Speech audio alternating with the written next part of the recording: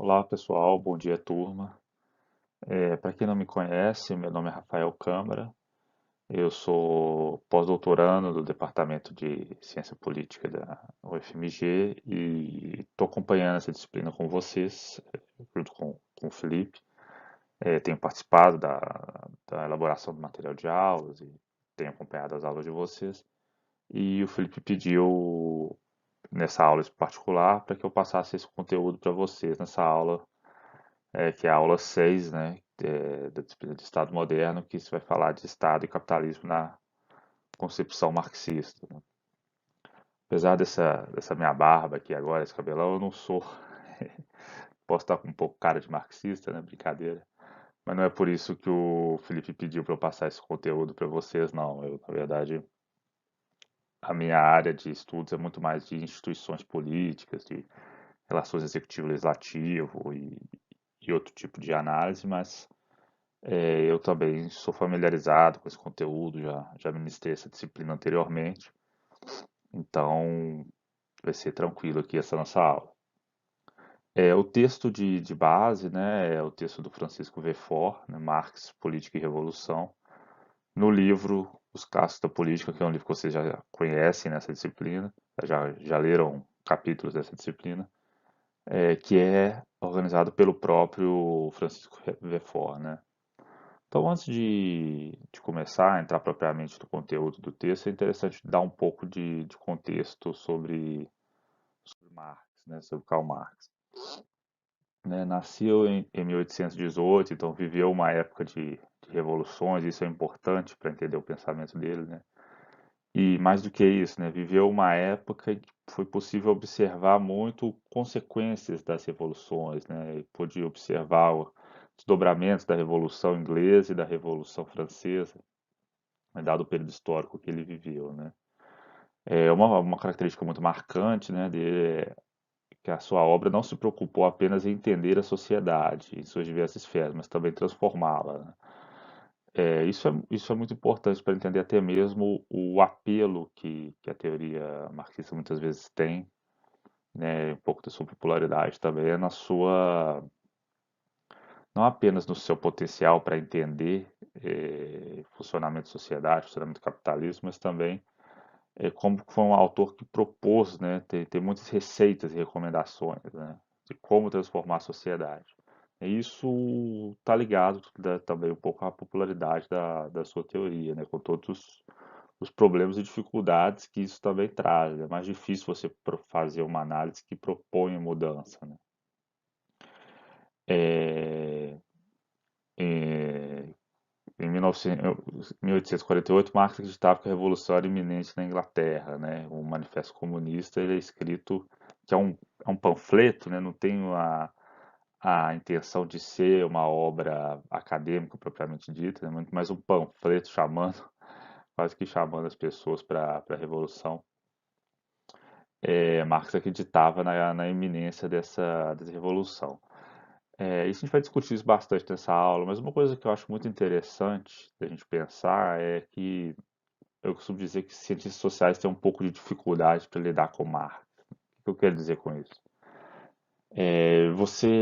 Existe muito essa distinção, essa preocupação de distinguir marxistas de não marxistas, né, ao invés de simplesmente se preocupar em buscar quais elementos da obra de Marx ainda são atuais ou não e para que eles podem ser utilizados, né, qual que são os conceitos úteis quais são os elementos que a gente pode aproveitar dentro da obra do Marx que são atuais ou que já estão ultrapassados ou que não fazem muito sentido a gente discutir, né? Da mesma maneira como a gente discute, sem problema nenhum, a gente consegue discutir um autor como Hobbes, né? Que vocês já viram nessa disciplina, que é um autor que defende, né, um governo absolutista. Por que a gente consegue discutir com tranquilidade um autor como Hobbes e tem às vezes dificuldade para discutir um autor como Marx, né? É um pouco incoerente, às vezes, até da parte dos cientistas sociais mesmo, essa dificuldade, né? Porque se a gente consegue discutir Hobbes, a gente deveria conseguir discutir qualquer coisa, né? Mas então nessa aula eu vou tentar fazer um pouco isso, discutir elementos, né? Afinal, o que a gente ainda pode retirar de Marx hoje e o que pode não ser tão útil mais, né? Então, essa aula vai um pouco nesse sentido de tentar discutir esses aspectos. Bom, e esqueci de falar, mas antes de entrar propriamente na análise do conteúdo do texto sugerido, eu queria pedir licença para vocês para ler um trecho, que é um trecho que está no prefácio à Crítica da Economia Política do Marx, que é um trecho que não está aí no texto indicado para vocês, mas que é um texto que eu considero muito interessante, muito importante para entender o pensamento do Marx, mais especificamente o pensamento do Marx no que tange ao materialismo histórico, né?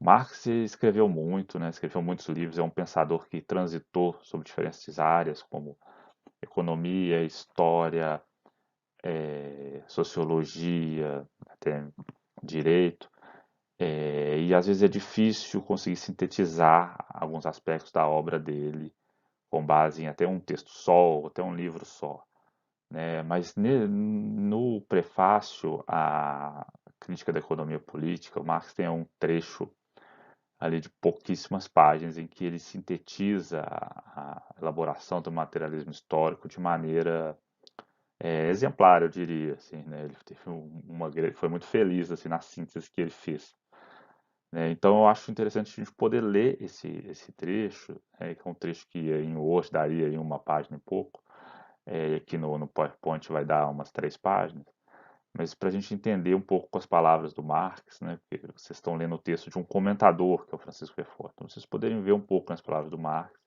essa síntese que eu considero, né, que foi bastante singela, assim, né, do pensamento dele no que diz respeito ao materialismo histórico. Então, vou pedir licença para vocês para ler esse texto, depois a gente vai pontinho por pontinho destrinchando isso, né, para que fique bem fixado aí na cabeça de vocês, né. Então, na produção social da vida dos homens, entram em na produção social da vida, os homens entram em determinadas relações necessárias, independentes da sua vontade. Relações de produção que correspondem a uma determinada etapa de desenvolvimento das suas forças produtivas materiais. A totalidade dessas relações de produção forma a estrutura econômica da sociedade, a base real sobre a qual se ergue uma superestrutura jurídica e política, e à qual correspondem determinadas formas de consciência social. O modo de produção da vida material é que condiciona o processo da vida social, política e espiritual. Não é a consciência dos homens que determina o seu ser, mas inversamente, o seu ser social que determina a sua consciência. Numa certa etapa do desenvolvimento, as forças produtivas materiais da sociedade entram em contradição com as relações da produção existentes, ou que é apenas uma expressão jurídica delas, com as relações de propriedade no seio das quais se tinham até aí movido. De formas de desenvolvimento das forças produtivas, essas relações transformam-se em grilhões das mesmas. Ocorre então uma época de revolução social. Com a transformação do fundamento econômico, revoluciona-se mais devagar ou mais depressa toda a imensa superestrutura. Na consideração de tais revolucionamentos, tem que se distinguir sempre entre o revolucionamento material nas condições econômicas da produção, o qual é constatável rigorosamente como nas ciências naturais, e as formas jurídicas, políticas, religiosas, artísticas ou filosóficas, em suma, ideológicas, em que os homens ganham consciência deste conflito e o resolvem. Do mesmo modo que não se julga o que um indivíduo é pelo que ele imagina de si próprio, tampouco se pode julgar uma tal época de revolucionamento a partir da sua consciência, mas se tem isso sim de explicar essa consciência a partir das contradições da vida material, do conflito existente entre forças produtivas e relações de produções sociais. Uma formação social nunca decai antes de estarem desenvolvidas todas as forças produtivas para as quais é suficientemente ampla e nunca surgem relações de produção novas e superiores antes das condições materiais de existência das mesmas terem sido chocadas no seio da própria sociedade velha. Para finalizar, por isso a humanidade coloca sempre a si mesma apenas as tarefas que pode resolver, pois que, a uma consideração mais rigorosa, se achará sempre que a própria tarefa só aparecerá onde já existem, ou pelo menos estão no processo de se formar, as condições materiais da sua resolução. Nas suas grandes linhas, o modo de produção asiático, antigo, feudal e modernamente burguês podem ser designados como épocas progressivas da formação econômica e social. As relações de produção burguesa são a última forma antagônica do processo social de produção. Antagônica não no sentido de antagonismo individual, mas de um antagonismo que decorre das condições sociais da vida dos indivíduos. Mas as forças produtivas que se desenvolvem no seio da sociedade burguesa criam, ao mesmo tempo, as condições materiais para a resolução desse antagonismo. Com essa formação social, encerra-se, por isso, a pré-história da sociedade humana. Após essa pré-história, né, a gente teria essa pré-história só seria encerrada com a Revolução Socialista. Né? Aqui nesse trecho, pessoal, a gente tem uma série de elementos centrais para entender a teoria marxista. Então, a gente vê claramente ele falando, né, da evolução da história. Né? Marx era um evolucionista, né? Para quem não sabe, Marx dedicou o Capital ao Charles Darwin, né, que escreveu A Origem das Espécies. Ele considerava que ele estava fazendo no campo da sociologia, da economia, o mesmo tipo de obra que Darwin estava fazendo no campo da biologia. Né? Ele acreditava num progresso que ocorria por etapas, que ocorria de maneira evolucionista, né? Que ocorria com uma direção bem estabelecida, né, na visão dele. Né? Fala claramente aqui de vários aspectos que a gente vai discutir, por exemplo, com a relação, né, do o que vem primeiro, né, se é a base material da sociedade ou se são as ideias.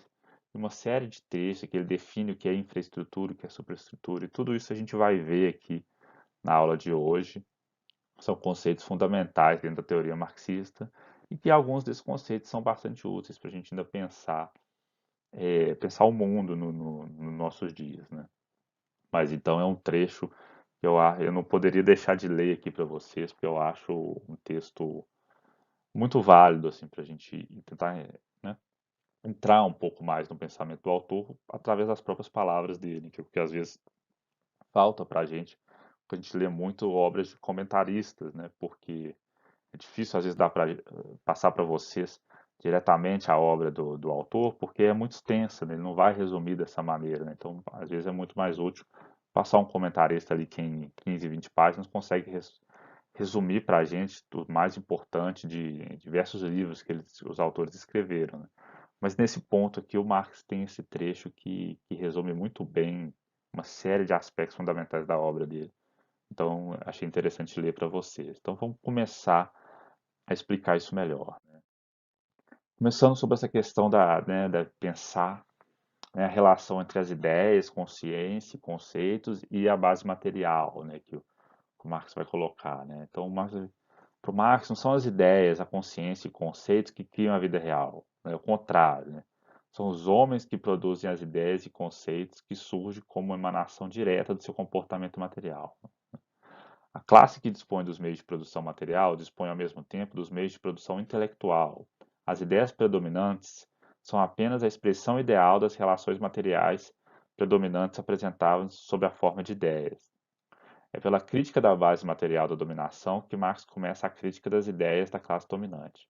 A luta de classes ocorre tanto no aspecto material como no campo das ideias. Né? Mas as ideias vão ser sempre, né, ou quase sempre, vão ser condicionadas pelo que existe de base material da sociedade, ou seja, né, pelas formas de produção e relações de produção da sociedade. Então, esse é um ponto chave para entender materialismo histórico, né, entender como que formas, né, as formas, a sociedade, né, ela reflete, e as ideias da sociedade, ela reflete uma base material. Né? Esse método, né, de abordagem da vida social foi denominado posteriormente de materialismo histórico. Né? De acordo com tal concepção, as relações materiais que os homens estabelecem e o modo como produzem seus meios de vida formam a base de todas as suas relações. Mas essa maneira de exercer a atividade não corresponde meramente à reprodução da existência física dos indivíduos, pelo contrário, já constitui um modo determinado de atividade de tais indivíduos, uma forma determinada de manifestar sua vida, um modo de vida determinado. A forma como os indivíduos manifestam sua vida reflete muito exatamente aquilo que são. O que são coincidem, portanto, com a sua produção, isto é, tanto com aquilo que produzem como a forma que produzem. aquilo que os indivíduos são depende, portanto, das condições materiais de sua produção, né? É que eu parafraseei um pouco o texto de referência, né? Acho até um pouco quase que redundante, assim, a maneira que ele tenta enfatizar essa dinâmica do materialismo histórico. Mas eu acho que isso vai ficar mais claro quando a gente for passar para os próximos conceitos que a gente vai ver aqui, que são os conceitos justamente de infraestrutura e superestrutura, né? Antes, porém, só um pouquinho sobre a ideia de materialismo dialético. Conforme a perspectiva materialista e dialética, todo fenômeno social ou cultural é efêmero. Logo, tanto a análise da evolução dos processos econômicos quanto a produção de conceitos para estruturar a supressão devem partir do conhecimento de que as formas econômicas sobre as quais os homens produzem, consomem e trocam são transitórias e históricas. Ao adquirir novas formas produtivas, os homens mudam seu modo de produção e com o modo de produção mudam as relações econômicas, que não eram mais as relações necessárias daquele modo concreto de produção. As categorias econômicas não são mais que abstrações dessas relações, e são verdadeiramente, unicamente enquanto essas subsistem. Ou seja, né, existe um processo que vai ser dialético, né, de que à medida que vão ocorrendo as transformações dos modos de produção, vão sendo transformadas também as relações de produção e a maneira, né, as ideias e a consciência dos homens sobre aquilo que eles estão vivendo, né?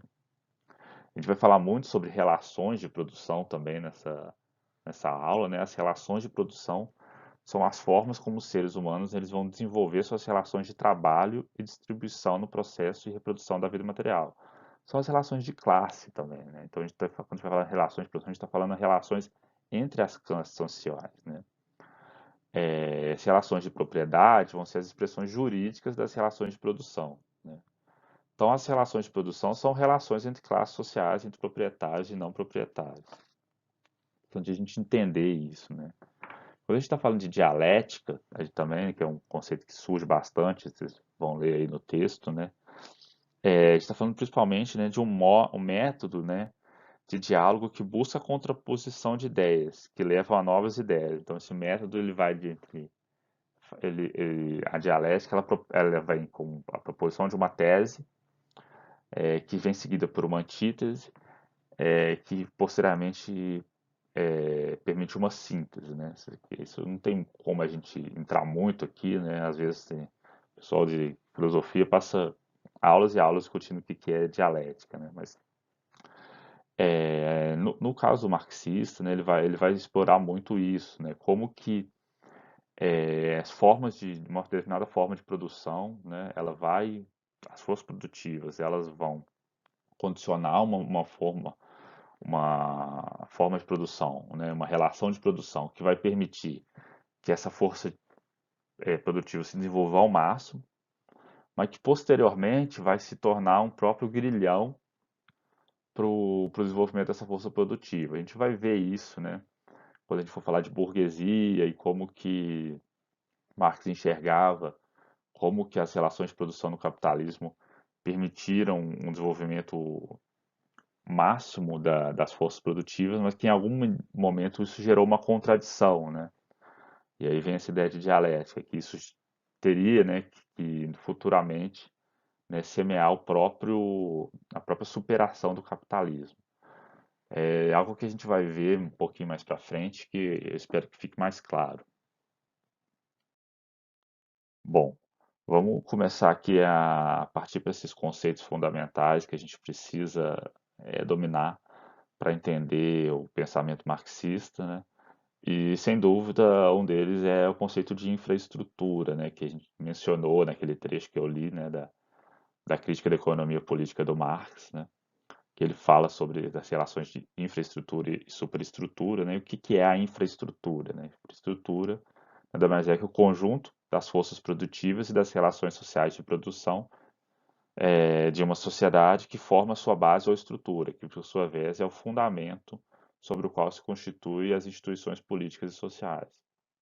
A estrutura social e o Estado resultam constantemente do processo vital de indivíduos determinados, mas não resultam daquilo que esses indivíduos aparentam perante si mesmo ou perante outros, e sim daquele que são na realidade. Isso é, tal como trabalham e produzem materialmente. Ou seja, o que, que o Marx está falando aí, né? Existe uma base social, uma base material, né? Uma base de relações produtivas que são que condicionam, né? Vão condicionar depois a superestrutura da sociedade, né? Mas ele vai falar isso que é muito importante, né? Essa base material, ela não resulta daquilo que os indivíduos aparentam perante si mesmos, ou seja, do que os indivíduos pensam que são, né? Não interessa aqui o que os indivíduos pensam que eles são ou o que eles pensam da sociedade. Interessa o que a sociedade realmente é, né? Ou seja, como que eles trabalham, né? Como que se produz, né? Como que as forças produtivas atuam, né? Então isso é fundamental, isso que é a infraestrutura, é isso que é o fundamental para entender como que vai funcionar uma sociedade, né? E o que que seria então a superestrutura?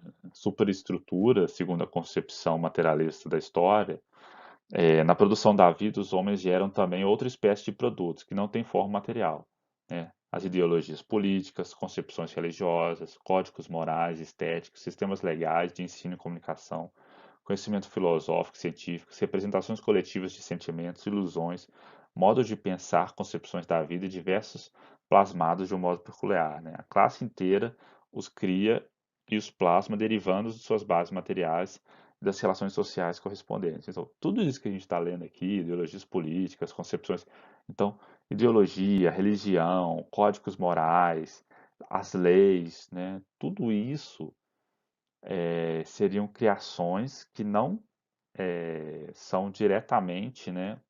Não são questões materiais, né? Mas na verdade são derivadas das questões materiais, né? Então, a base material da sociedade condicionaria todos esses outros aspectos que a gente pode falar que na maioria das vezes são sociais e culturais, né? A própria cultura da sociedade, ela se refletiria em alguma medida a base material, né, e as relações materiais entre classes, né, que ela representaria, né? Então, a explicação das formas jurídicas, políticas e espirituais de consciência encontra-se na base econômica e material da sociedade, no modo como os homens estão organizados no processo produtivo. No caso das sociedades, onde se dá apropriação privada dos meios para produzir, essa base se relaciona diretamente à forma adotada por suas instituições. Então, o sistema legal, as instituições, o sistema de representação, o sistema jurídico, ideologias, tudo isso seria derivado, né, da base material da sociedade, né, da base né, de como a sociedade produziria, né? Então, é bem claro esse ponto do Marx, né, a relação entre a infraestrutura e a superestrutura. Bom, um outro conceito que a gente tem que entender para falar de Marx é o conceito de revolução, né? Revolução é o quê, né? Revolução é uma mudança rápida, uma mudança drástica, né? Revoluções acontecem em momentos de crise, não de prosperidade. Isso é muito importante, né? As grandes mudanças vão acontecer em momentos de crise. Trata-se de um conflito radical que chega até as raízes da sociedade.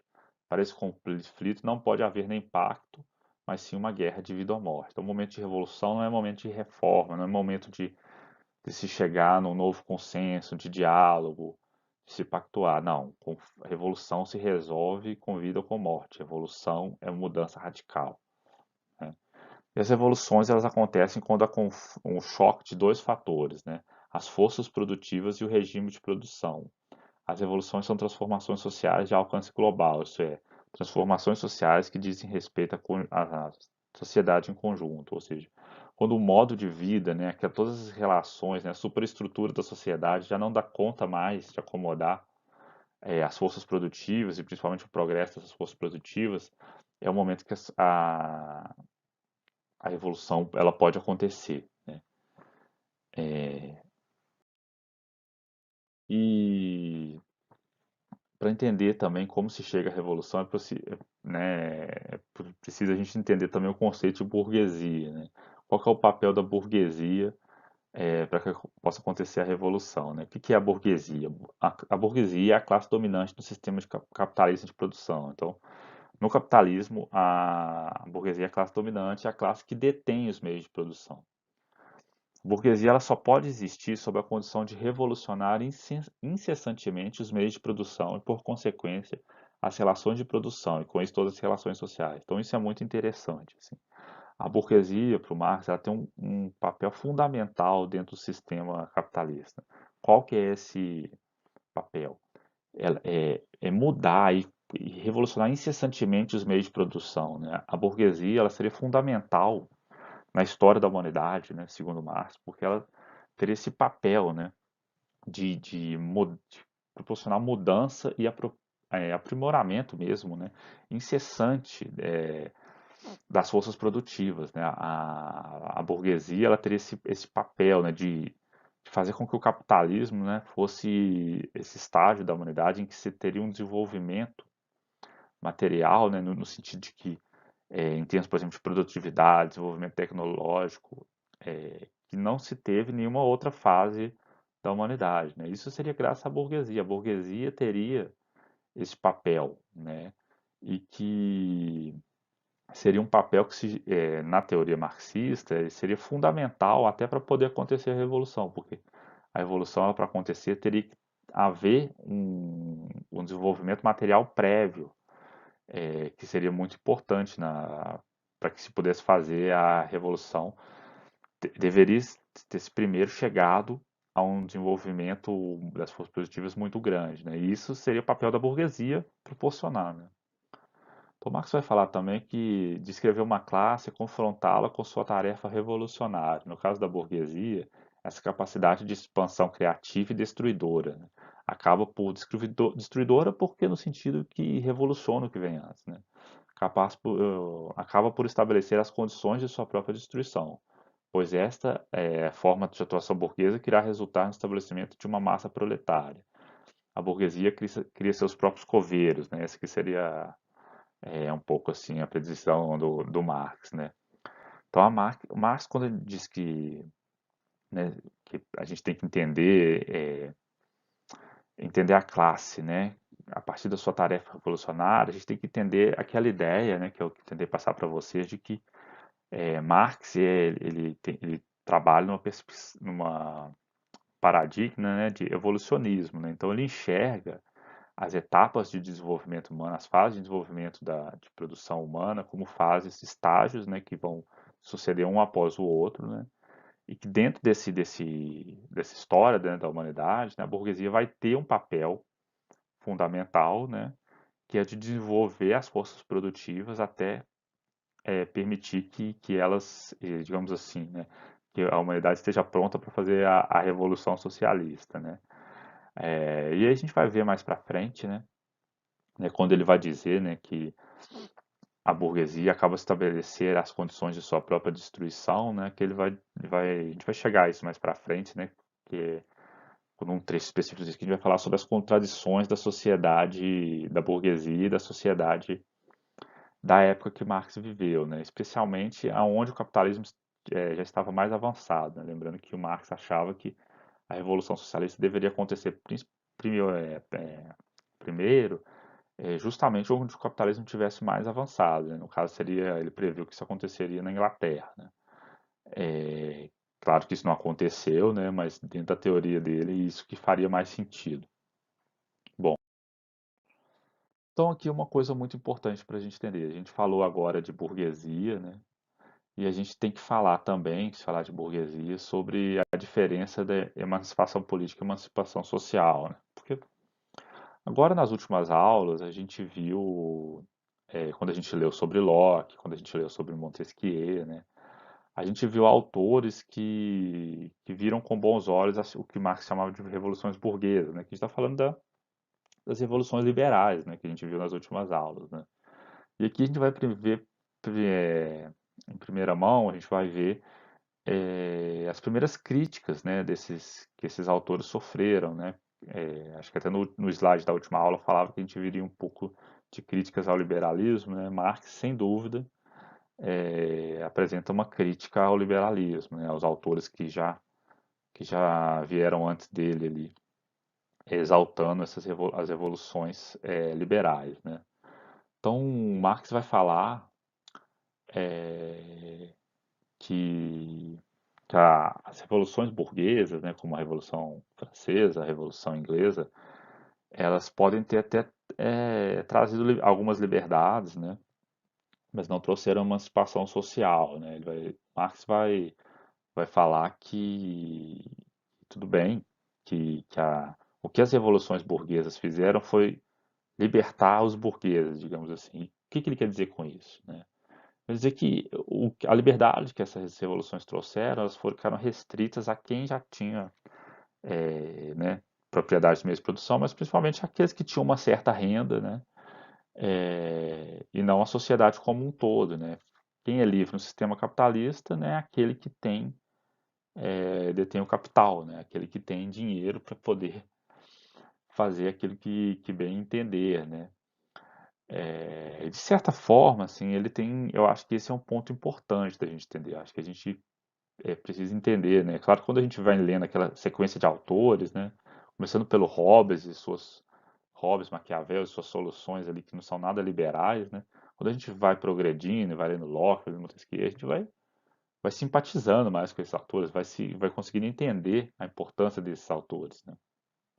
Mas a gente tem que entender que mesmo para esses autores, como Locke e Montesquieu, quando eles estavam falando lá da liberdade dos homens, ainda era uma liberdade muito restrita, né? Não estavam falando ainda, né? Locke não está falando ainda de sufrágio universal, por exemplo, né? Em Montesquieu, né? Não está falando de direito de voto das mulheres, né? Então, ainda é uma liberdade que é restrita a grupos específicos. Não estamos falando de voto censitário ainda, né? Então, nesse aspecto, Marx é importante. Marx está indo além. Marx está falando que liberdade só vai vir, né, quando houver também uma emancipação que é social, né, não apenas política, né. Então, por exemplo, quando a gente falava de liberdade em Locke, liberdade para Locke é o quê? A ausência de interferência, é um conceito que costuma se chamar de liberdade negativa, né? A liberdade, você tem liberdade desde que ninguém te impeça de fazer algo, né? No caso, o Locke estava muito preocupado do Estado não te impedir de fazer as coisas, né? Então, liberdade para Locke é essa ausência de interferência, né? Mas Marx está preocupado, por exemplo, na liberdade que é retirada quando você está numa situação de oprimido dentro do sistema capitalista, né? Qual liberdade que você tem se você tem que acordar, né, ter uma jornada de trabalho de mais do que 12 horas, né? Lembrando que o capitalismo que Marx conheceu era mais predatório, né? Não é exatamente o mesmo capitalismo que a gente tem hoje, né? Com alguns avanços sociais, né? Marx estava vendo ali pós-revolução, o trabalhador em situações de trabalho muito precarizadas, né? Jornadas de trabalho que às vezes podiam chegar a 14, até 16 horas, trabalho infantil sendo normalizado, é, né, ausência de salário mínimo, de qualquer coisa, de qualquer resquício de direito social, que foi muitas vezes a condição de trabalho, né, por exemplo, nas fábricas inglesas logo depois da Revolução Industrial. Então, ele está falando de um período específico da humanidade que ele estava vendo e enxergando aquilo e falando, olha, isso pode ter acontecido, uma emancipação política para a burguesia, mas não aconteceu uma emancipação social, né? Importante entender também o que ele falou, tendo em vista o contexto que ele estava enxergando, né? Então, isso não significa que Marx não valorize essa emancipação. Essa seria a emancipação derradeira dentro dos limites do possível na sociedade capitalista desigual em que ele próprio vivia, né? Então, ele chegava, olha, foi algum progresso, né, para dentro da sociedade capitalista, mas ainda não chegamos na emancipação social, né? Então, a liberdade, né, para Marx, a liberdade que foi trazida pela Revolução Inglesa, Revolução Francesa, ainda não seria uma liberdade para a maioria da população, não seria, portanto, emancipação social, né? Então ele vai falar que seria uma emancipação suficiente, né? Os ideais de liberdade e igualdade pregados seriam ilusões se não acompanhados pela verdadeira emancipação social. A verdadeira emancipação política só ocorreria em conjunto com a emancipação social, que seria a revolução do proletariado aí, que é a solução dele, né? Eu costumo dizer que Marx, em muitos pontos, ele acerta no alvo, na crítica que ele faz, né? Por exemplo, a crítica das revoluções burguesas é uma boa crítica. E no diagnóstico, né, do funcionamento do capitalismo, né, na época que ele viveu, mas nem sempre acerta nas soluções, né, do que seria possível fazer. Isso aí também já é um pouco da minha posição, né, crítica pessoal ao autor, mas a gente vai chegar a isso um pouco mais para frente também. Continuando no tema de emancipação política e emancipação social, né, ele vai falar aí que as constituições americana e francesa representam o olhar do burguês e emancipam apenas essa classe, né? Então, a emancipação política tem limites definidos, deixando em pé os pilares do edifício, né? A classe burguesa é a única liberta e passa a dominar o restante da sociedade, ou seja, é o que a gente comentou anteriormente, né? Uma emancipação restrita a uma classe só, né? Já a emancipação social seria a revolução geral, completa, sem limites, que destruiria os pilares da sociedade. Só poderia ser realizada pelo proletariado, que seria uma classe diferente, uma classe fora do sistema de classes da sociedade, que poderia emancipar o conjunto da sociedade. O proletariado, que seria aquele que não teria nada, né? Seria ele que viria emancipar o conjunto da sociedade. A emancipação social poderia realizar, de fato, aquilo que as revoluções burguesas apenas anunciavam como fantasia ou ideologia, né? E mais uma vez a gente vê essa questão do Marx, né? Do confronto dele falar, né? O que existe de fato e o que existe como ideologia, o que existe como ideia, né? Então ele vai falar, olha, dentro do capitalismo existe essa idade, né? Que foi propagada, né? Pela ideologia, né, da classe social burguesia, de que existe liberdade, né, mas que essa liberdade não existiria, para ele não existiria de fato para o conjunto da sociedade, existiria como fantasia, né, que isso só aconteceria a partir da revolução do proletariado, né, esse é o pensamento marxista sobre esse ponto. Bom, a gente começou a falar aí sobre proletariado, né, o que seria esse proletariado? Então, como eu já dei a pista antes, né, seria uma classe diferente de todas as demais, que surgiriam na história. Da mesma forma, a revolução que essa classe estaria destinada a realizar também seria diferente das outras, né? O proletariado seria uma classe sem propriedade, submetida a uma forma extrema de alienação. Apesar de terem papel crucial na forma de produção da sociedade, a força produtiva da sociedade aparece aos proletariados como uma força estranha a eles, sobre a qual nada sabem, desconhecem a origem e o fim, não podem dominar, mas ao contrário, dominam. Então, isso é o aspecto da alienação. O proletariado é uma classe alienada, uma classe que é estranha, né, que está profundamente envolvido, né, é fundamental para o desenvolvimento das forças produtivas da sociedade, mas ao mesmo tempo essas forças produtivas são estranhas a ele, né? Isso a gente vai ver agora para frente, que é o conceito de alienação, que é um conceito que a gente usa no dia a dia, mas muitas vezes sem muito rigor científico, né? Vamos falar sobre alienação, então, né? É engraçado, né? Como a teoria marxista se tornou muito popular, né? A gente vê esses conceitos como conceito de burguês, né? A gente vê uma pessoa aí chamando a outra de burguesa, a gente vê o conceito como alienação, ou seu, né? Você pode chamar o outro ou seu alienado, você não sabe de nada, né? Tem um sentido no senso comum, né? É um sentido que vem um pouco da teoria marxista, mas não é exatamente o que o Marx estava falando, né? Então é importante a gente ver, né? Até para a gente poder, quando a gente quiser chamar alguém de alienado aí na rua, no Twitter, né? Na internet, né? A gente poder fazer isso com propriedade intelectual, né? Com rigor metodológico.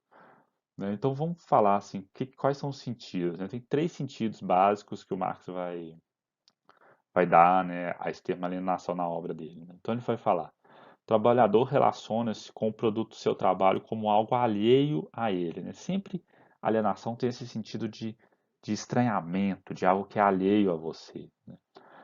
Então, o trabalhador relaciona-se com o produto do seu trabalho como algo alheio a ele, que o domina e ele é adverso. Relaciona-se da mesma forma com os objetos naturais do mundo externo. O trabalhador é alienado em relação às coisas, né? Então, o produto do trabalho, né, é estranho ao trabalhador, né? Então, se o trabalhador, às vezes, ele produz algo, ele não é proprietário daquilo. É diferente, por exemplo, de um artesão que produzia alguma coisa e aquilo era dele até ele vender, né? O trabalhador, ele muitas vezes ele produz algo que ele não tem a menor condição de ter, por exemplo, e que não diz nada para a vida dele. Então, ele é estranho às coisas que ele produz, assim. Outro sentido é que a atividade do trabalhador também não está sob o seu domínio, né? Ele a percebe como estranha a si próprio, assim como sua vida pessoal, a sua energia física e espiritual, sentidos como atividades que não lhe pertencem, o trabalho é alienado em relação a si. Então, Marx destaca muito, por exemplo, como que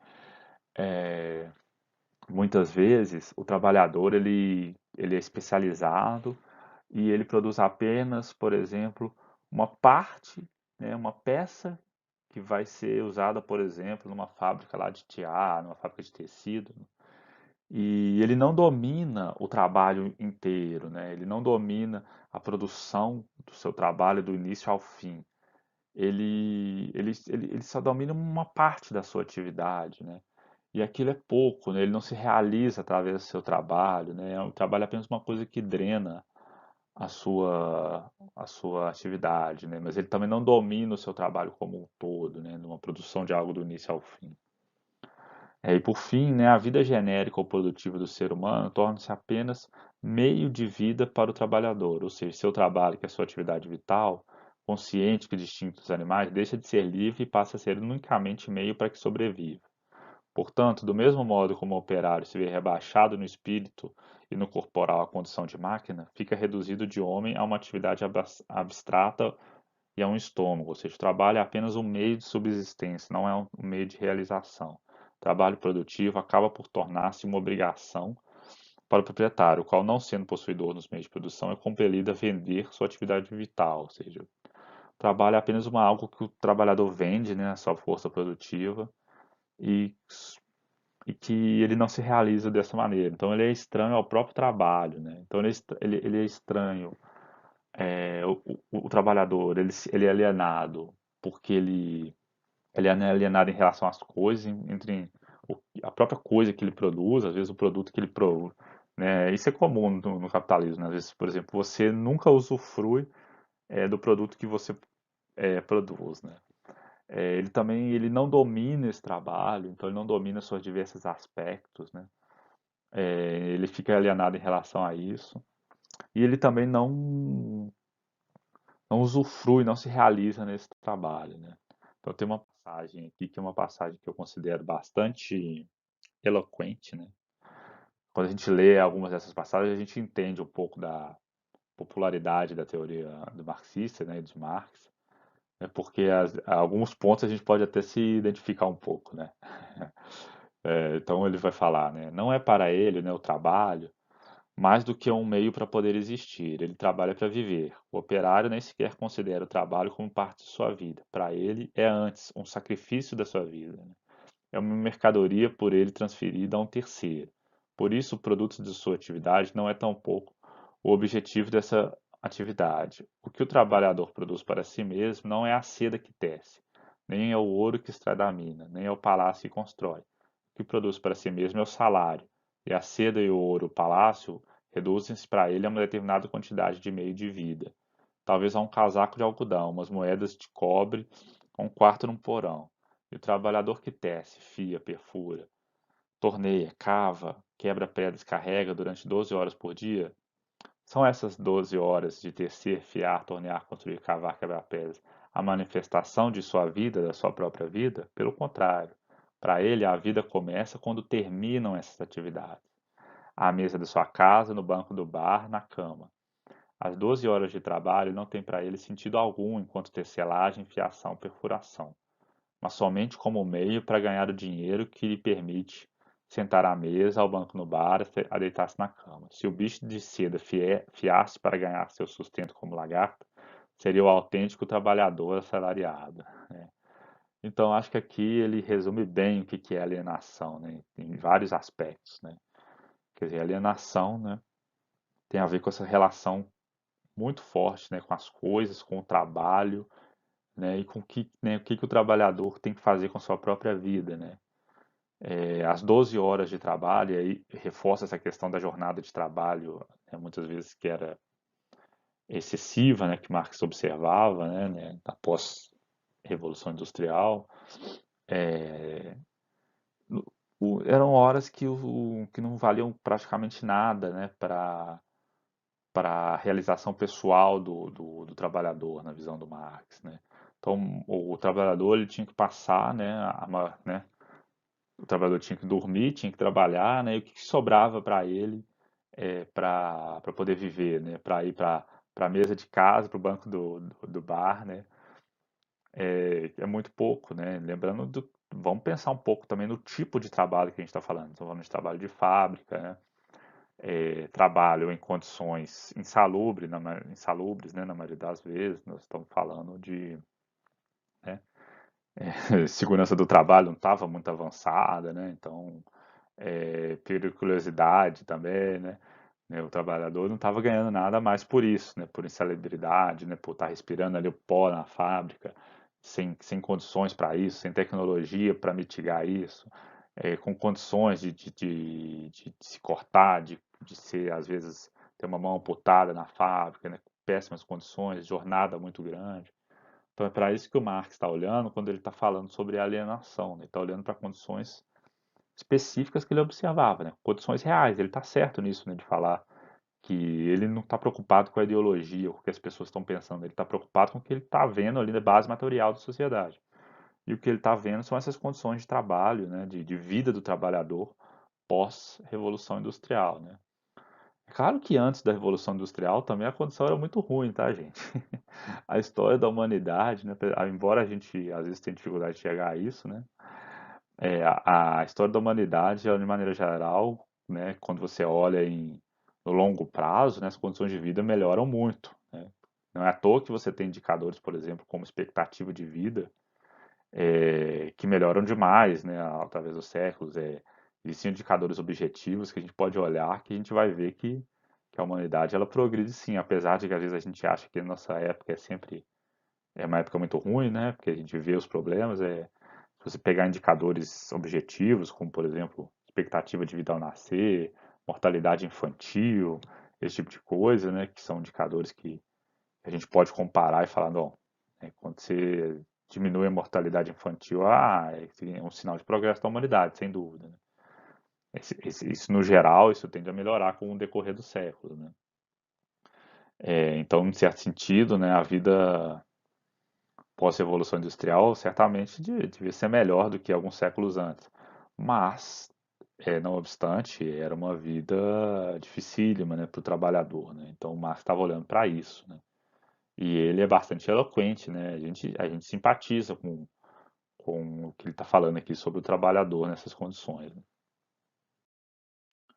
Bom, vamos falar um pouquinho de requisitos da revolução, né? Ou requisitos para a abolição da alienação, né? Que revolução seria finalmente, né, o momento em que se poderia acabar com essa alienação do trabalhador, né? Então Marx vai falar, né? A alienação deve se tornar uma força insuportável, a ponto de levar os homens à revolução. A massa da humanidade deve se tornar uma massa totalmente destituída da propriedade que se encontra em contradição em um mundo repleto de riqueza e cultura disponível apenas para a classe dominante, né? Então, aquela questão até da dialética, né? De que a própria forma, né? O próprio modo de produção capitalismo teria em seu seio a semente da sua destruição, né? Que é... O que aconteceria, né? Você teria um progresso, né, tecnológico, aumento de produtividade muito grande. Você produziria muito mais riqueza, ao mesmo tempo que o proletariado estaria cada vez em situações piores, sendo mais explorado. Essa que seria a grande contradição, né? Isso seria um requisito, né? Lembrando que a revolução acontece em um momento de crise, né? Segundo essa teoria. Né? E outra coisa que teria que acontecer seria um desenvolvimento avançado das forças produtivas em escala mundial. Então, isso é muito importante. Você teria que ter, e aí, o papel da burguesia, né? Desenvolver as forças produtivas. Marx jamais ele faria a predição de que a revolução aconteceria primeiro na Rússia, né? Teria que acontecer na Inglaterra, né? Uma coisa que a gente pode até discutir, né, que é interessante, que o Marx ele sofreu também uma coisa que é o que a gente chama em ciências sociais de efeito teoria, né? que é feito teoria, né? Às vezes, né, como os cientistas sociais, eles estão trabalhando, eles têm um objeto que pensa, né? Eles estão tentando explicar comportamento humano e seres humanos pensam, né? Os seres humanos, eles podem se tornar conscientes das teorias sobre eles, né? No caso, teoria, né? Marx tinha uma teoria sobre a história, sobre o desenvolvimento, né? Das fases da história.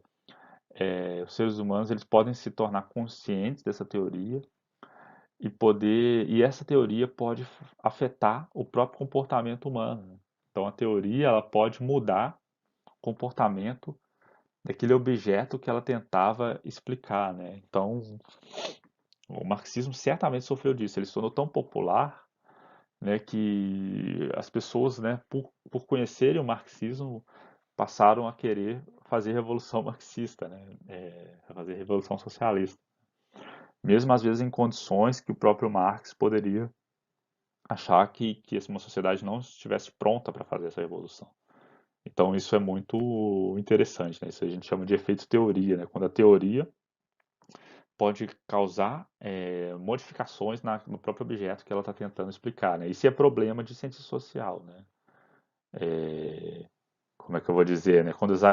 Se a gente pegar aquela historinha, né? Que o Newton, né?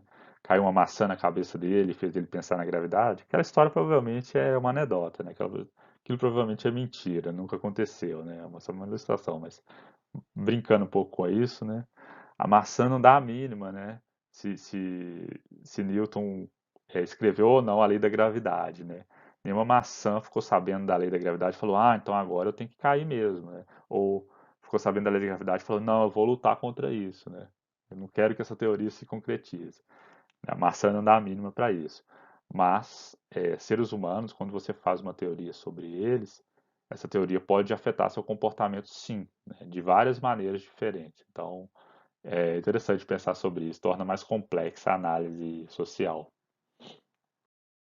Bom, vamos começar a falar um pouco sobre o Estado e a transição para o socialismo, então, né? Até aqui a gente está falando da crítica ao capitalismo, principalmente, né? E o Marx vai falar que durante o capitalismo, o Estado nada mais é do que o comitê executivo da classe dominante, que é a burguesia. No Manifesto Comunista, Marx assinala que o primeiro passo da revolução é que o proletariado se torne a classe dominante, né? Só esse ponto é importante ressaltar, né, quando fala que o Estado nada mais é que o comitê executivo da classe dominante, né? Desculpa, é isso. O Estado é o comitê executivo, né? Significa que ele vai refletir o quê? Ideias, pensamentos, ideologias, preferências da classe que estiver no poder, né? Isso é interessante, assim. Isso não é tão, vamos dizer assim, isso não é tá longe de ser consenso atualmente de ciências sociais e a maioria dos ciências sociais não vai partir desse pressuposto, né? O marxismo tem uma certa queda de popularidade entre cientistas políticos, não é tão fácil assim achar cientistas políticos marxistas atualmente, né? Especialmente entre as novas gerações. Mas se a gente não acha que o Estado é o comitê executivo da classe dominante, a gente pode pensar que as pessoas que têm mais acesso a recursos têm muito mais capacidade de influenciar o desenho do Estado, né? Então, ou as instituições políticas, né? Então, isso sim, né? Tem capacidade, por exemplo, né, de fazer um pouco assim, pensando essa questão atualmente, né? Tem capacidade, por exemplo, de financiar campanhas, por exemplo, de políticos, né? Entre muitas outras coisas, né? Então, assim, só fazendo essa crítica, né, se a gente pode pensar assim, que é um pouco de exagero, talvez falar que o Estado é o comitê executivo da classe dominante, é interessante pensar que classes diferentes têm capacidades diferentes, distintas de influenciar as instituições políticas, né? Nesse sentido, essa é uma reflexão atual que a gente pode pensar. Bom, o que é a ditadura do proletariado, né? Acompanhando a substituição das classes na direção do Estado, teremos uma mudança nas finalidades do mesmo, né? Se nas mãos da burguesia o Estado funciona para preservar a propriedade privada e para assegurar os interesses da classe burguesa, nas mãos do proletário, Ele serviria para ir arrancando progressivamente da burguesia todo o capital, para centralizar todos os instrumentos de produção na mão do Estado, isso é, do proletariado organizado como classe dominante. E o desaparecimento do Estado só viria depois de um processo mais ou menos longo, na qual o desenvolvimento das forças produtivas levaria ao desaparecimento das diferenças de classe, concentrando a produção nas mãos dos indivíduos associados, levando a que o Estado perdesse seu caráter político. Então vamos com calma, que tem muita coisa aqui, né? Primeira coisa, ditadura do proletariado. Ela não é uma democracia do proletariado no primeiro momento, né? É uma ditadura, né? Então, num primeiro momento, né, o proletariado ele tomaria o poder, né, e arrancaria, né, progressivamente a propriedade das mãos da burguesia, né. Então tudo seria, o Estado concentraria os meios de produção, né. Então, e que isso resultaria na teoria marxista, né? Lembrando que o Marx sempre vai falar que a base material vai influenciar o quê, né? A superestrutura, vai influenciar o conjunto de ideias, ideologia, sistema legal, né? E para o Marx, né, a luta de classe é realmente o grande motor da história, assim, o conflito entre classes. Após, né, quando se retirasse, né, progressivamente fosse retirando a propriedade privada das mãos da burguesia, você chegaria finalmente numa situação em que você não teria mais classes diferentes, né? Você não teria mais burguesia e proletariado, porque ninguém mais seria proprietário, não, teria propriedade privada, né? Você não teria mais propriedade privada. Então, é aí que o Marx vai falar, né, quando ele vai falar, né, que o desaparecimento do Estado só viria depois de um processo mais ou menos longo, na qual o desenvolvimento das forças produtivas levaria ao desaparecimento das diferenças de classe. Então, o que o Marx vai falar é o seguinte: quando acontecesse o desaparecimento, né, da propriedade privada, você teria também o desaparecimento da diferença de classe. O que quer dizer? Você teria, né, a dissolução daquelas diferenças de pensamento causadas, né, pelas relações de propriedade entre as classes, né? Ninguém mais seria proprietário, então você deixaria de ter essas diferenças políticas de classe, né? Então os indivíduos, né, poderiam, ele vai dizer o seguinte: no final das contas, né, quando você terminasse esse conflito de classes, o próprio Estado poderia deixar de existir, né? Porque você não teria mais esse conflito de classes para organizar. É muito interessante aqui fazer um paralelo, né? Vocês vão lembrar. Lembram-se quando James Madison falou do problema das facções, né? Que ele falava de que, olha, muitas vezes as facções elas emergem justamente de diferentes interesses de classe, né? É como se o Marx estivesse dizendo aqui, né, que depois da ditadura do proletariado, quando você terminasse de se extinguisse a propriedade privada e você fosse diminuir, fosse desaparecendo, né, as diferenças de classe, né, como se o Marx estivesse dizendo aqui que você teria o desaparecimento das facções, né? Marx não fala de facções, sou eu que estou usando o termo para fazer essa comparação, mas é mais ou menos isso, né? Na aula sobre facções, acho que o Felipe enfatizou para vocês de que o Madison dizia que seria uma utopia você querer fazer com que não surgissem novas facções, que você teria que remediar essas facções, lidar com elas. O que Marx está propondo aqui é o outro caminho, ou seja, abolindo a propriedade privada, você teria, né, o sumiço das facções, né, o sumiço das diferenças de pensamento de classe nesse sentido. Você não teria mais esse conflito. Você teria praticamente um homem diferente depois da Revolução. Né? Por quê? Justamente porque o Marx acreditava no materialismo histórico, né? Que a base material é que condicionava o surgimento das ideologias, das diferenças políticas, então, diferentes percepções de mundo. Né? Então, isso que seria, né, essa diferença de classes. Né? Então, isso poderia, né, depois de um tempo na ditadura do proletariado, isso deixaria de existir e, no fim, o próprio Estado poderia desistir na etapa final, que seria o comunismo, que a gente vai falar um pouquinho mais para frente. Assim. Essa aqui é a utopia marxista. Né?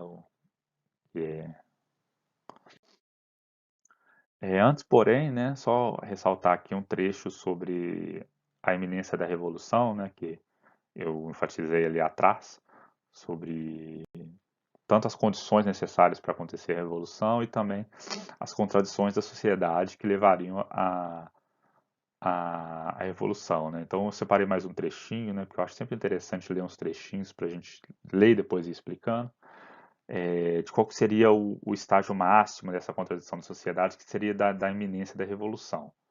Então o Marx vai falar: hoje em dia, tudo parece levar em seu seio sua própria contradição. Vemos que as máquinas, dotadas da propriedade maravilhosa de encurtar e fazer mais frutífero o trabalho humano, provocam a fome e o esgotamento do trabalhador. As fontes de riqueza recém-descoberta convertem-se por arte de um estranho malefício em fontes de privação. Os triunfos da arte parecem adquiridos ao preço das qualidades morais. O domínio do homem sobre a natureza é cada vez maior, mas ao mesmo tempo, o homem se converte em escravo de outros homens e de sua própria infâmia. Até a pura luz da ciência parece não poder brilhar mais sobre o fundo tenebroso da ignorância. Todos os nossos inventos e progressos parecem dotar de vida intelectual as forças produtivas materiais, enquanto reduzem a vida humana ao nível de uma força material bruta. Esse antagonismo entre a indústria moderna e a ciência, por um lado, e a miséria e a decadência, por outro, esse antagonismo entre as forças produtivas e as relações sociais de nossa época é um fato palpável, abrumador e incontrovertido. Não nos enganamos a respeito da natureza desse espírito maligno que se manifesta constantemente em todas as contradições que acabamos de assinalar. Sabemos que, para fazer trabalhar bem as nossas novas formas da sociedade, necessita unicamente que essas passem às mãos de homens novos, e que tais homens novos são os operários. Né? Então, essa questão, né, da questão de que o Marx vai falar da contradição entre as forças produtivas e relações de produção, a contradição, né, entre como pode haver, né, um progresso cada vez maior das forças produtivas, mais tecnologia, capacidade de produzir cada vez mais, que deveria gerar riqueza para a população, por que que isso está gerando cada vez mais uma opressão de uma classe social em relação à outra? Né? Esse aqui é isso que o Marx está chamando de contradição. Ele fala, olha, cada vez se consegue produzir mais, com mais tecnologia, de maneira mais eficiente, mas as pessoas, o proletariado, que é a grande maioria da população, está cada vez mais oprimido.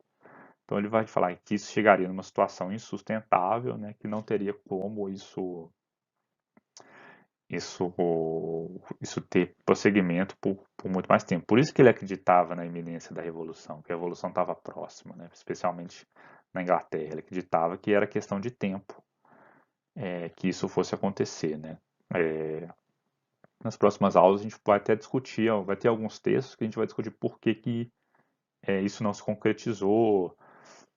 Mais para frente tem um texto do Robert Dow, lá na terceira unidade, que a gente vai discutir um pouco isso, como que foi possível, né? Por que que foi possível evitar a revolução, né? Por que que, ou mais do que isso, como que o capitalismo futuramente acabou gerando melhorias na vida da classe trabalhadora, né? Que também não é algo que foi previsto, né? Tem esse ponto e também a gente vai discutir também outros pontos nos dois próximos textos, o texto do Max Weber e o texto do Bresser Pereira, a gente vai discutir também algumas críticas a, a essa ideia, né, tanto ao materialismo histórico quanto à ideia da revolução social, como que a revolução socialista iria acontecer, né. E por fim, só para não deixar de falar, vamos falar um pouco sobre a visão de Marx sobre o comunismo, né. Marx vai falar que a sociedade comunista seria o resultado de uma reconstrução consciente da sociedade humana, pondo fim à pré-história da humanidade e dando início a uma nova vida social. Né? Uma etapa na qual desaparecerão a coerção e a monopolização por uma fração da sociedade em detrimento da outra e do progresso social. Para o autor, o que o comunismo possibilita é submeter a criação dos homens ao poder dos indivíduos associados, e que a divisão do trabalho passa a obedecer aos interesses de toda a sociedade, não só de uma classe, então.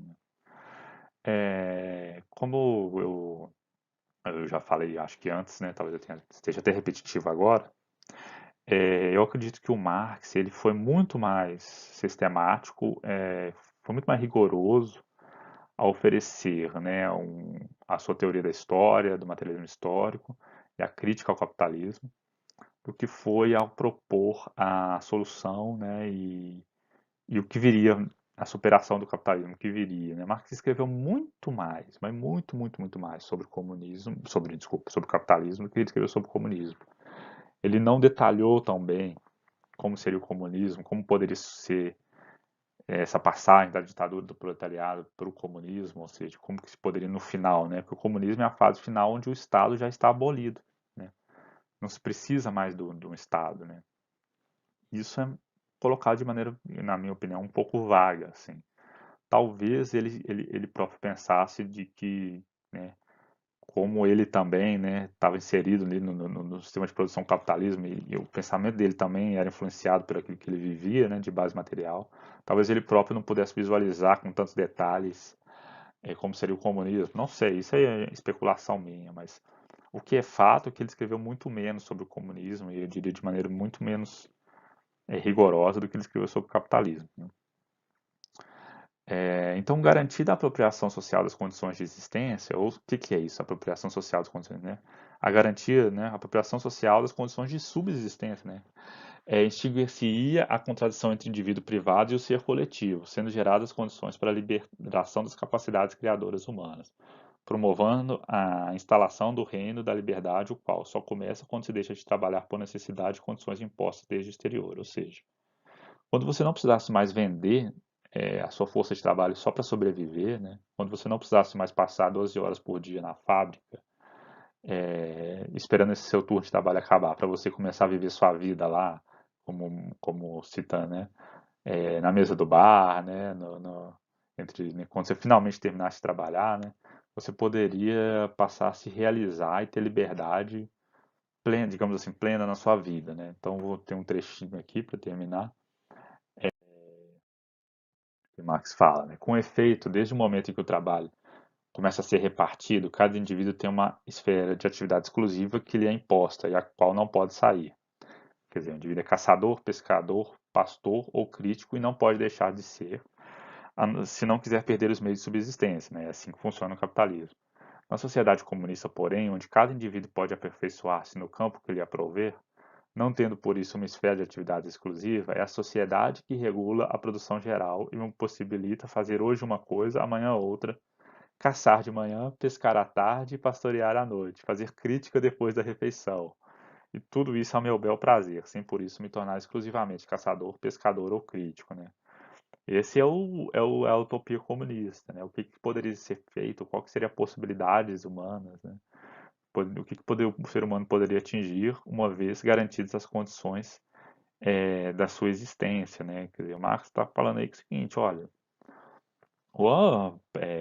as forças produtivas elas seriam desenvolvidas de tal maneira, né, que a gente poderia construir uma sociedade em que seria possível caçar de manhã, pescar à noite e pastorear à noite, ainda fazer crítica depois da refeição, né? É, essa seria a sociedade que o Marx conseguia enxergar, né? Eu confesso que eu não consigo enxergar muito bem essa sociedade em que você consegue fazer isso a seu bel prazer, né? Imagine. Isso é interessante, né? Isso daí, né? Acredito que o Felipe não vai cobrar na prova para você se a ideia, o comunismo está certo ou está errado, né? Ele vai só buscar ver se vocês entenderam o pensamento dos autores, né? Mas né, o que vocês acham? Assim, né? Uma sociedade sem Estado, ela seria possível, né? Que cada um poderia fazer o que bem entendesse a seu bel prazer, né? É, ou será que numa sociedade como essa a gente voltaria para aquele dilema hobbesiano, né? Do estado de natureza hobbesiano? Eu tendo a pensar que uma sociedade como essa provavelmente voltaria ao dilema do que Hobbes colocou, né? Porque se a gente pegar esses autores clássicos que a gente está estudando, como Hobbes mesmo, o próprio Madison fala sobre isso, né, e outros, né? Não é apenas as diferenças, né, do interesse de classes, né? Hobbes nem está falando muito de classe, né? Mas não é apenas as diferenças da posse de bens materiais que geram interesses diferentes entre os seres humanos, né? Você pega, por exemplo, Hobbes explica muito bem como os seres humanos são capazes de brigar por ninharinha, né? Uma das razões de briga dos seres humanos é a honra, né? Busca da honra, busca de reconhecimento. Isso não necessariamente está ligado com diferença de classe social, diferenças de base material, né? Madison também vai falar isso, né? Que as razões das facções, elas muitas vezes são diferenças de classe, mas não só isso. Existem outras razões para que um ser humano discorde de outro, né? Para que haja conflito social, né? Eu posso querer o que o outro tem, eu posso querer reconhecimento, né? Então, existem muitas diferenças de razões para que pode existir o conflito social, né? Então, por isso que eu discordo um pouco dessa. Essa é uma das razões que eu discordo um pouco dessa solução de Marx, né? De qualquer maneira, né, eu acho que tem críticas aqui que são muito válidas, eu acho, para vocês, né? Por exemplo, a crítica, né, da diferença entre emancipação política e emancipação social é uma crítica bastante atual ainda, né? O problema é mais a solução que o Marx coloca, mas em termos da crítica, eu acho que é muito interessante a gente pensar, né? A gente pensar também nessa ideia, né, de em que medida que a base material interfere nas ideologias, interfere nas formas de pensamento, interfere no sistema jurídico, interfere no sistema político. Então isso é muito interessante. Em que medida que as classes têm poder desigual de influenciar o sistema político? É, Então isso é muito interessante para a gente pensar e trazer discussões interessantes para essa disciplina. Bom, obrigado a todo mundo que chegou aí até o final. Todo mundo aí tem um bom dia e bons estudos para vocês.